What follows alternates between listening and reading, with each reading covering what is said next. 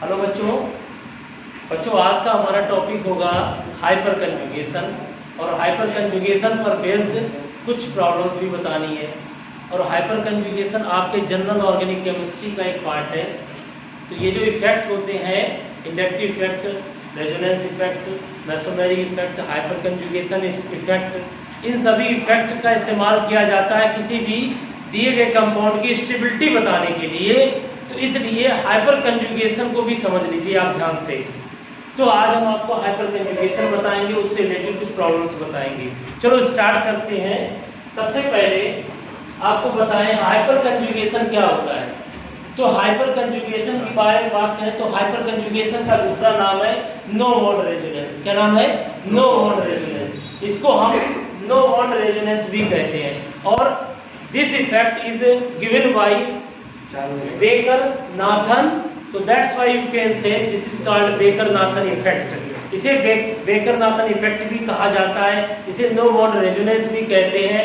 और hyper conjugation किन conditions में, मॉलिक्यूल स्पीसीज में, आयनिक स्पीसीज में, किस जगह पर, मतलब क्या सिचुएशन होती है जब ये इफेक्ट पाया जाता है, तो उसके तीन तरीके हैं। There are 3 ways to identify the such molecules represent या exhibit the hyper conjugation effect. तो हाइपर कंजुगेशन इफेक्ट को शो करने के वो 3 तरीके क्या है, वो 3 कंडीशन या आवश्यक शर्तें क्या है। पहली शर्त है आपका sigma bond. Sigma bond pi bond के साथ कंजुगेशन में हो। कौन सा सिग्मा? सभी सिग्मा नहीं, CH वाला सिग्मा, यानी जिन मॉलिक्यूल के पास में अल्फा हाइड्रोजन होगा। जैसे अगर आप ध्यान से देखें एग्जांपल, डबल, सिंगल, और ये क्या लिखा है CH3। सॉरी, यहाँ पर क्या करेंगे डबल, सिंगल, CH। तो यहाँ पर इसको हटा देते हैं, आपको समझाते हैं। CH3 CH double bond CH2। यहाँ पर डबल बॉन्ड और सिंगल के पास में देखिए अल्टरनेट होना चाहिए। कंजुगेशन का मतलब है एकांतर क्रम, alternate position. Alternate position, alternate position का मतलब क्या होता है?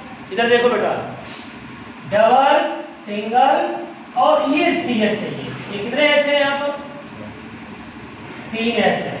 तो अगर आप ध्यान से देखें तो सिग्मा बॉन्ड ये वाला सिग्मा, तो ये हमारा मान लो फंक्शनल ग्रुप हो गया। इधर देखो उसके बगल वाला कार्बन अल्फा कार्बन, और अल्फा कार्बन हमारे पास है। अल्फा कार्बन कितने हैं? 1। और इस पर हाइड्रोजन कितने हैं? 3 अल्फा हाइड्रोजन अवेलेबल है। हमें चाहिए अल्फा कार्बन के अल्फा हाइड्रोजन। CH बॉन्ड कितने हैं? तो यहाँ CH बॉन्ड कितने हैं? 3, 1 2 3। ये 3 CH बॉन्ड है और तीनों CH बॉन्ड डबल बॉन्ड से अल्टरनेट पे है। तो देखिए ये सिग्मा बॉन्ड यहाँ गिरेगा और ये पाई बॉन्ड यहाँ पर जाएगा।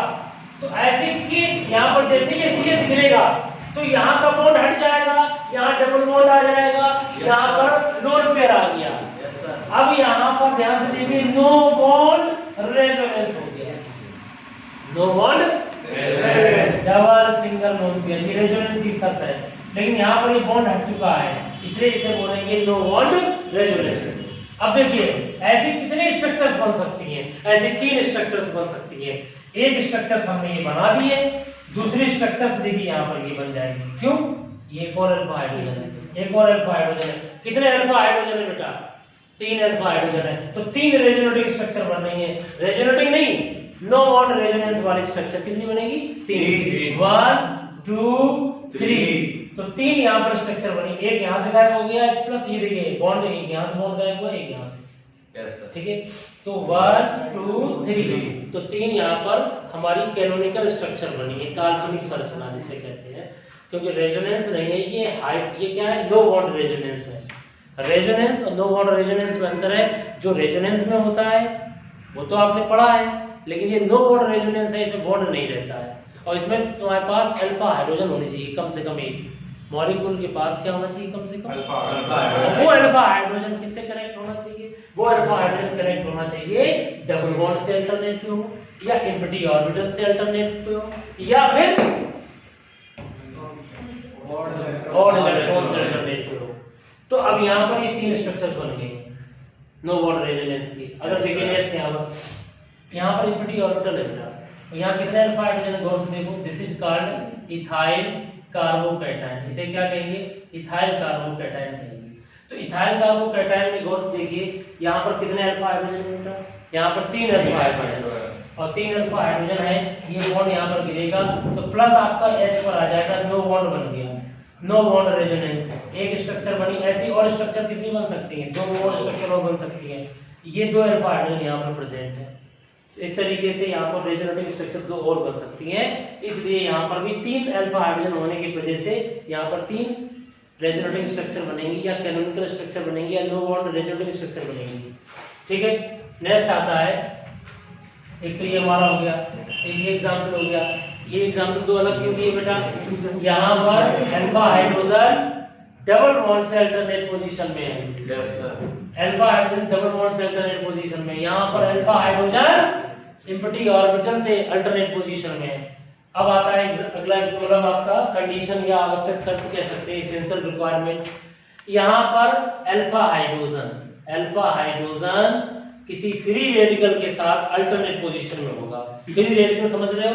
जिसके पास एक सिंगल इलेक्ट्रॉन हो, ओड इलेक्ट्रॉन हो, जैसे ये, इसका नाम क्या है? Ethyl free radical. बोलो बेटा। अब देखो ये फ्री रेडिकल है, सिंगल है, अल्फा हाइड्रोजन कितने यहाँ पर? 3। जब 3 अल्फा हाइड्रोजन तुम्हारे यहाँ पर गिरेंगे, 3 अल्फा हाइड्रोजन यहाँ पर गिरेंगे, बोलो। Yes sir. 3 अल्फा हाइड्रोजन यहाँ पर आएंगे। तो डबल। अब यहाँ अल्फा हाइड्रोजन नहीं आएगा, इधर देखो, यहाँ अल्फा हाइड्रोजन नहीं आएगा, फ्री रेडिकल पैदा करेगा। तो ये फ्री रेडिकल को एक फ्री रेडिकल चाहिए तो डबल बॉन्ड बन जाएगा। ये बॉन्ड यहाँ से होमोलिटिक फिशन हो जाएगा, होमोलिटिक फिशन, और ये बन जाएगा। देखो गौर से, यहाँ डबल बॉन्ड हो गया और ये देखो फ्री रेडिकल आ गया। ऐसे कितने स्ट्रक्चर और बन जाएंगे? 2 और, क्योंकि इनके पास में अल्फा हाइड्रोजन अभी 2 और बाकी है, टोटल 3 है। तो 3 कैनोनिकल स्ट्रक्चर बनेंगे। Yes sir. अगर हम बात करते हैं इनके ऊपर बेस्ड क्वेश्चंस की, तो वो आप समझिएगा ध्यान से। एक एक करके क्वेश्चन बताते हैं। पहला क्वेश्चन देखिए ध्यान से, पहला क्वेश्चन देखिए, फोकस करिए बेटा इधर। तो पहला क्वेश्चन है, ध्यान से देखिए, what is this? This is called propene. बेटा बताओ ये कौन है? प्रोपीन। प्रोपीन है। देखिए सिंगल बॉन्ड, डबल बॉन्ड है। अगर हम आपसे पूछें, बताओ बच्चों, इस मॉलिक्यूल में क्या हाइपर कंजुगेशन हो सकता है? तो आपका आंसर होना चाहिए यस। क्यों हो सकता है? देखिए हमने 3 शर्तें बताई थी। वो शर्तें कौन कौन सी? जब alpha hydrogen CH sigma bond, CH का सिग्मा बॉन्ड इलेक्ट्रॉन, ये इलेक्ट्रॉन जब अल्टरनेट पर हो, पाई बॉन्ड के साथ, पॉजिटिव चार्ज के साथ, खाली ऑर्बिटल बोलते हैं पॉजिटिव चार्ज को, ओड इलेक्ट्रॉन के साथ, इन तीनों कंडीशन में जब हाइपर कंजुगेशन पाया जाता है। बोलो बेटा, मैंने अभी आपसे क्या कहा? ये प्रोपीन में कौन सा होगा? इन तीनों में से कौन सी कंडीशन रहेगी? ये फर्स्ट कंडीशन है। क्यों? अगर आप ध्यान से देखो, 3 अल्फा हाइड्रोजन है डबल बॉन्ड के साथ, डबल सिंगल अल्फा हाइड्रोजन है।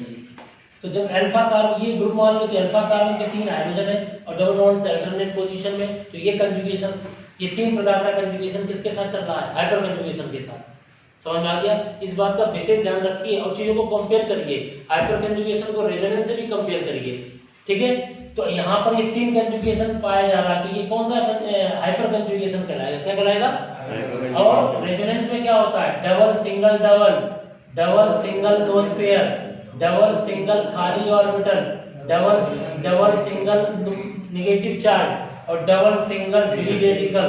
ये कंडीशन होती है रेजोनेंस में, आपने पढ़ा होगा। समझ में आ गया? रेजोनेंस में इतनी कंडीशंस होती हैं। ये यहाँ पर भी अल्टरनेट है, यहाँ पर भी कंजुगेशन है, बट ये कंजुगेशन हाइपर कंजुगेशन से अलग है। हाइपर कंजुगेशन में जो सबसे इंपॉर्टेंट चीज है हाइपर कंजुगेशन में, वो है सिग्मा इलेक्ट्रॉन्स। किसके सिग्मा इलेक्ट्रॉन? CH के कंजुगेशन में होने चाहिए। किससे? डबल बॉन्ड, एम्प्टी ऑर्बिटल और ओड इलेक्ट्रॉन्स होने चाहिए। यानी CH का होना बहुत जरूरी है। अल्फा हाइड्रोजन नहीं होगा तो हाइपर कंजुगेशन नहीं होगा। समझ में आ गया? लेकिन रेजोनेंस में क्या है? रेजोनेंस की कंडीशन है डबल सिंगल डबल और डबल सिंगल लोन पेयर और डबल सिंगल एम्प्टी ऑर्बिटल और डबल सिंगल लोन पेयर। बोलो, ये लोन पेयर नहीं, ये लोन पेयर होता है साइलेंट मोड में, ये लोन पेयर माइनस चार्ज है। Double single radical. यहां तुमने एक चीज देखी कॉमन, यहां पर हर जगह डबल बॉन्ड होना बहुत जरूरी है। हाइपर कंजुगेशन में नहीं, रेजोनेंस में। रेजोनेंस में हर जगह डबल बॉन्ड होना जरूरी है, लेकिन हाइपर कंजुगेशन में हर जगह अल्फा हाइड्रोजन का होना जरूरी है। समझ में आ गया? चीजों को समझिए ध्यान से। तो प्रोपीन है और यहां पर क्या है? देखिए ये क्या है? ये भी एल्कीन है, लेकिन यहां पर डबल बॉन्ड के बगल में अल्फा कार्बन पर 3 अल्फा हाइड्रोजन है, तो 3 कैनोनिकल स्ट्रक्चर बनेगी, जैसा कि हमने बताया था पहले। यहां पर कितनी कैनोनिकल स्ट्रक्चर बनेगी? गौर से देखो, यहां पर 1 अल्फा हाइड्रोजन है। गौर से देखो, क्यों? डबल सिंगल, फिर ये अल्फा कार्बन, इस पर एक ही तो हाइड्रोजन है, बीटा हाइड्रोजन मिल जाएंगे आपको। लेकिन अल्फा कार्बन के हाइड्रोजन कितने हैं? 1। तो how many alpha hydrogen? 1 CH bond है, तो यहां पर एक कैनोनिकल स्ट्रक्चर बनेगी, एक नो बॉन्ड रेजोनेटिंग स्ट्रक्चर बनेगी। यहां पे आ जाओ, how many alpha hydrogen present? There is no alpha hydrogen. क्यों? डबल सिंगल, इस कार्बन पर कोई भी हाइड्रोजन नहीं घटता है, तो यहां पर हाइपर कंजुगेशन नहीं होगा, कैनोनिकल स्ट्रक्चर नहीं बनेगी। तो इन तीनों में सबसे ज्यादा स्टेबल कौन हो गया? माना A B C है, तो A is more stable than B than C। क्यों? A क्यों ज्यादा स्टेबल है? More canonical structure, because of more alpha hydrogen are present here for the hyper conjugation. ठीक है, नेक्स्ट आता है क्वेश्चन आपका सेकंड क्वेश्चन में बताना है इन तीनों आयनिक स्पीशीज में, बेटा इधर देखो, इन तीनों आयनिक स्पीशीज में सबसे ज्यादा स्टेबल कौन है?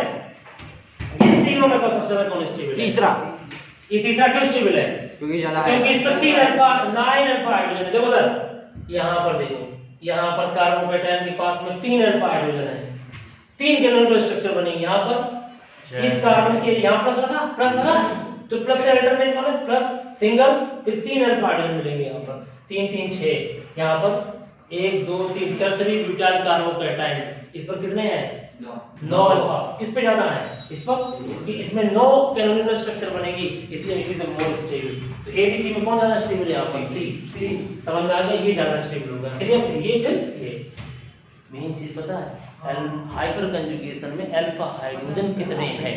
जितने अल्फा हाइड्रोजन होंगे उतनी स्टेबिलिटी ज्यादा होगी। नहीं आया समझ में? नेक्स्ट देखिए, नेक्स्ट क्वेश्चन आपका आ गया थर्ड की बात करते हैं। ये देखिए क्वेश्चन थर्ड, इधर देख लीजिए, थोड़ा सा फोकस इधर करिए, दिखाई पड़ रहा सबको? यहां पर देखिए, इसे कहते हैं इथाइल कार्बोकेटायन। इथाइल कार्बो, सुन लो, कार्बोकेटायन और रेडिकल एक ही बात है, कैटायन माने कमी और रेडिकल माने कमी, तो सेम वैसे ही है। इन 3 अल्फा हाइड्रोजन देखो, खाली ऑर्बिटल कोई what is electron, alpha hydrogen कितने इसमें? बगल में 3 अल्फा कार्बन। यहां कितने अल्फा हाइड्रोजन होंगे? 3 और 3 6। यहां पर 3 3 6 3, तो कौन ज्यादा स्टेबल हो गया? C वाला, जिसमें अल्फा हाइड्रोजन ज्यादा है। बस आपको क्या चेक करना है? Number of alpha hydrogen. Okay, अब बताओ क्वेश्चन नंबर 4, स्टेबिलिटी ऑफ, बताइए stability of this 2,3 dimethyl butane 2 और ब्यूटेन 2 में कौन ज्यादा स्टेबल निकला? ये वाला। क्यों ज्यादा है? किसका रीजन है? क्वेश्चन आया था, the stability of this is greater than butane 2। इस मॉलिक्यूल की स्टेबिलिटी ब्यूटेन 2 से ज्यादा है, तो क्यों है? 4 ऑप्शन है, ऑप्शन कौन सा करेक्ट है? हाइपर कंजुगेशन है। क्यों है? इसमें हाइपर कंजुगेशन नहीं है। क्यों? डबल सिंगल अल्फा हाइड्रोजन कितने हो गए? 3 3 6, इस डबल बॉन्ड से 6 इधर है और 6 इधर है, टोटल हमारे 12 अल्फा हाइड्रोजन प्रेजेंट है। देखिए यहां पर, यस सर। और जबकि इस मॉलिक्यूल ब्यूटेन 2 में कौन कितने अल्फा हाइड्रोजन है? Double single 3 alpha 6 alpha hydrogen present है। तो किसमें अल्फा हाइड्रोजन ज्यादा है? इसमें अल्फा हाइड्रोजन ज्यादा है। हाउ मेनी अल्फा हाइड्रोजन इधर? 12। It is a more stable then this, more canonical structure will be found here. नहीं आया समझ में? बात करते हैं ब्यूटेन 1 ब्यूटेन 2 की, तो ब्यूटेन 1 ब्यूटेन 2 पढ़ा होगा। ब्यूटेन 2 में ज्योमेट्रिकल आइसोमेरिज्म होती है, तो ब्यूटेन 2 की स्ट्रक्चर 2 तरीके की है। देखिए इधर, ये 2 तरह की स्ट्रक्चर ब्यूटेन 2, अगर दोनों एल्किल ग्रुप ब्यूटीन 2 में 2 लोग होते हैं, सिस ब्यूटीन 2 ट्रांस ब्यूटीन 2, तब कौन ज्यादा स्टेबल होगा? ट्रांस सिस से ज्यादा होगा। तो यहां अगर ब्यूटीन 2 दोनों लिखी होती तो ट्रांस ज्यादा स्टेबल होता सिस से, इससे नहीं। हाँ इधर देखिए, इसमें अल्फा हाइड्रोजन कितने हैं? 3 3 6, दोनों में 6 हैं। बट अगर बल्कि ग्रुप एक साइड में होते, जब दो फंक्शन ग्रुप एक ही साइड में होंगे तो वो सिस होगा, और यहाँ बल्कि ग्रुप आपस में स्टेरिक हिंड्रेंस करेंगे, जैसा कि आपने पढ़ा होगा कन्फॉर्मेशन में पढ़ाया था हमने स्टेगर्ड इक्लिप्स में। तो याद हो यहाँ पर दो बल्कि ग्रुप सामने हैं तो सेम ग्रुप होने से रिपल्सन होगा, इसलिए क्योंकि इसमें डायहेड्रल एंगल सामने 0 डिग्री पर, और विपरीत दिशा में कर दो तो स्टेरिक हिंड्रेंस कम है, इसलिए रिपल्सन कम होगा तो स्टेबल होगा। तो trans butene more stable than cis butene. Next question है the correct statement among the following. Correct statement क्या है? Alkyl carbocation is more stable than propyl carbocation. Yes, ये सही है, लेकिन समझना अगर प्रोपिल कार्बोकैटायन नॉर्मल है तो ये सही है पहला। अगर प्रोपिल कार्बोकैटायन आइसो हो गया, सेकेंडरी प्रोपिल कार्बोकैटायन हो गया, तो हमारे लिए ऑप्शन बताने के लिए फिर हम बताते हैं कैसे होगा। देखिए इधर ध्यान से, पहले एरिल समझे, एरिल क्या है? CH2 डबल बॉन्ड CH और सिंगल बॉन्ड CH2। अगर बच्चा यहाँ पर हम Cl लगा दें जिसका नाम है एरिल क्लोराइड, और Cl माइनस अपना इलेक्ट्रॉन ले जाए यहाँ से, तो यहाँ पर कौन सा चार्ज आ जाएगा? Plus. This is aryl carbocation. बच्चों यहाँ हाइपर कंजुगेशन है सर? कैसे? डबल सिंगल एम्प्टी ऑर्बिटल नहीं है, ये हाइपर कंजुगेशन नहीं है। ये हाइपर कंजुगेशन है? नहीं है सर। ये आपको हाइपर कंजुगेशन दिख रहा है? नहीं है हाइपर कंजुगेशन। क्यों नहीं है हाइपर कंजुगेशन? जहां रेजोनेंस है, और रेजोनेंस क्यों है? Double single empty orbital, double single empty orbital resonance है, हाइपर कंजुगेशन नहीं है। अगर हाइपर कंजुगेशन होता तो क्या होना चाहिए? Alpha hydrogen in CH। समझ में आ गया? अब देखो ये बेटा, ये बॉन्ड यहाँ जाएगा, क्यों जाएगा? Pi bond are delocalized in nature. Pi bond का कोई घर नहीं होता है, वो इधर से उधर घूमते रहते हैं, ये डिलोकलाइज्ड हो जाएगा, प्लस यहाँ पर आ जाएगा प्लस। इधर देखिए प्लस यहाँ पर आ गया प्लस, प्लस सिंगल डबल आ गया, फिर डबल बॉन्ड इधर आएगा, प्लस यहाँ जाएगा, ये चलता रहेगा क्रम। तो कितनी बनी स्ट्रक्चर इसमें? रेजोनेंस स्ट्रक्चर 2 बनी। लेकिन रेजोनेंस सब मतलब सबके क्या कह सकते हैं, सबके पिताजी होते हैं जितने भी इलेक्ट्रॉनिक इफेक्ट होते हैं।